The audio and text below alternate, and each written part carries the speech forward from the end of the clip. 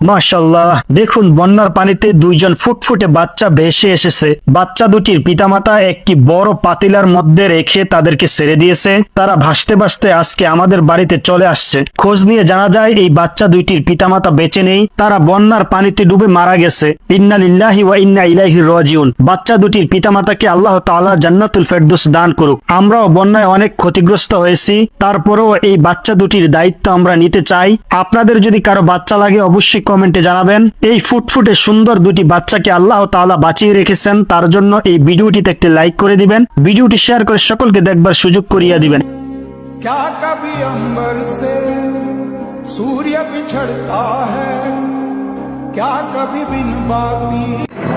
নদীরে কুল ভাঙে ওপার গড়ে, নদীরে কুল ভাঙে ওপার গড়ে, তো নদীর খেলা। সকাল বেলার ধনী রে তুই ফকির।